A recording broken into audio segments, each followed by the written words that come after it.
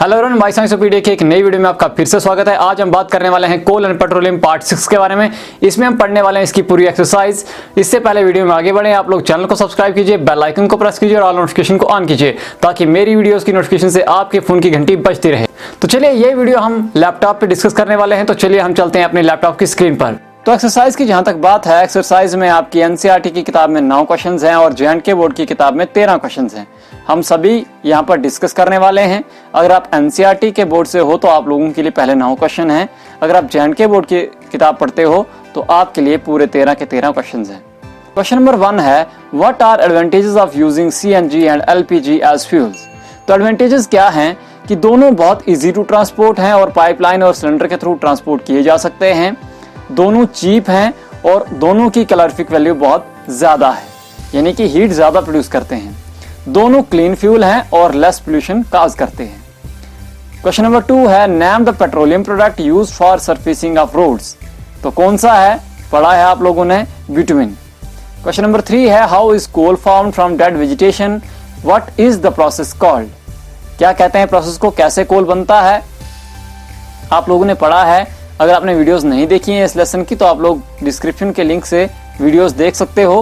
Coal is formed from the fossils of dead plants and trees. Millions of year ago earth had dense forest. These forests got buried under the earth due to certain natural causes like flooding, earthquakes and volcanic eruptions, etc.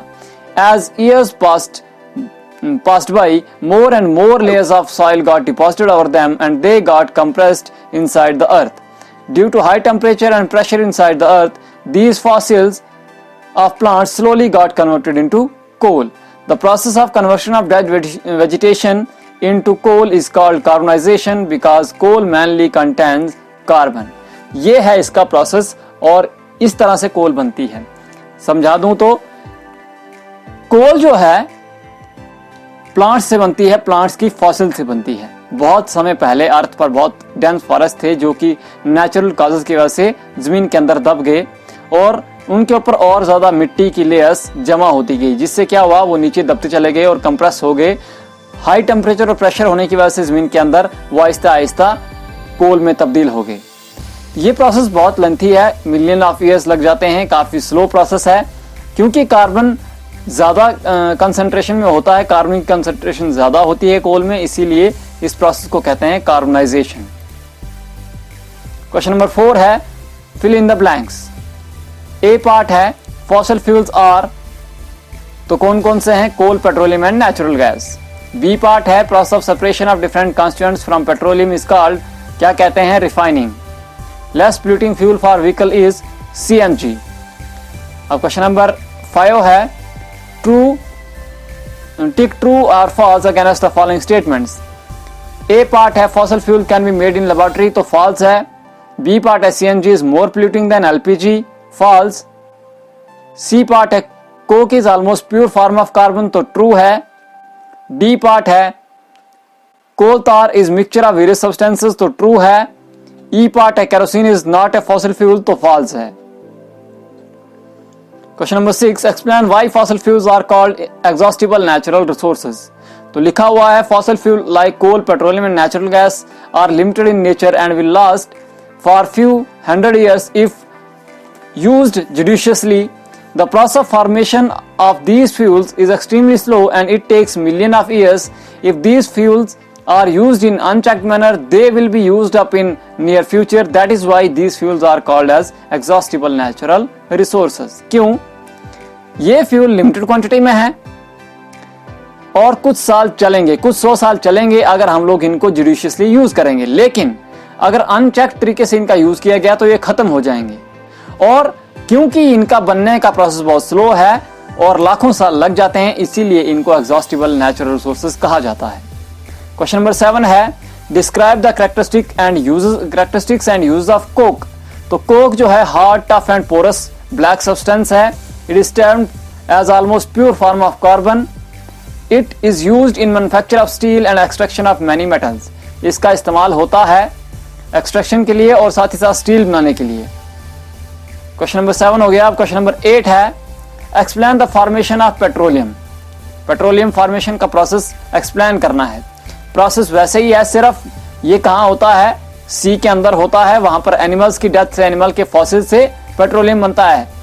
The petroleum is found from the fossil of dead fossils of animals living in the sea. As living organisms die, they got settled at the bottom of sea. With passage of time, they got covered by sand and clay, and more layers of clay and sand got deposited over them. Due to high temperature and pressure inside the earth for millions of years, these dead remains of animals got converted into petroleum. तो ये है process petroleum बनने का। कोल की तरह ही है, लेकिन ये समुद्र के अंदर रहता है। समुद्र के अंदर समुद्र के जानवर नीचे दब जाते हैं और उससे पेट्रोलियम बनता है। अब यहां पर आपके पास एक टेबल दिया हुआ है, इसको आपने ग्राफ ड्रा करना है। Following table show total power shortage in India from 1991 to 1997. Show in the form of graph, plot percentage on Y axis and year on X axis. तो देखिए ये टेबल है, इसका ग्राफ हमने बनाना है। तो ये इसका ग्राफ बनेगा। यहाँ पर हमने वाई एक्सिस पर परसेंटेज डाली हुई है, एक्स एक्सिस पे हमने ईयर्स लिखे हुए हैं। तो ये इस तरह से इसका ग्राफ बनेगा। ये एनसीईआरटी की किताब में बस यहीं तक है। अगला क्वेश्चन जो है ये सिर्फ जेएंडके बोर्ड वालों के लिए है। What are exhaustible natural resources, give examples. तो वो रिसोर्सेज जो लिमिटेड क्वांटिटी में है अर्थ पे और खत्म हो जाएंगे अगर हम इनको अनकंट्रोल्ड यूज करेंगे, उनको हम कहते हैं एग्जॉस्टिबल नेचुरल रिसोर्सेज, जैसे कि forest, wildlife, coal, petroleum, mineral and natural gas. Question number 11 है what are inexhaustible natural resources, give example. तो ऐसे रिसोर्सेज जो अनलिमिटेड क्वांटिटी में हैं और नहीं खत्म होंगे हमारी एक्टिविटीज की वजह से, उनको हम कहते हैं इनएग्जॉस्टिबल, जैसे sunlight, air, soil and water. अब नेचुरल गैस को क्यों क्लीन फ्यूल कहा जाता है? क्योंकि ये बहुत ही कम पोल्यूशन काज करती है, स्मोक एमिट नहीं करती है और ना ही कोई सॉलिड रेजिड्यू इससे बचता है। क्वेश्चन नंबर 13 है what are uses of coal. Coal के यूजेस क्या क्या हैं ये आपने लिखने हैं। तो कोल के यूजेस क्या क्या हैं? Coal is hard and black rock like substances, it has following uses. घर में हम खाना बनाते हैं, एज फ्यूल इस्तेमाल करते हैं।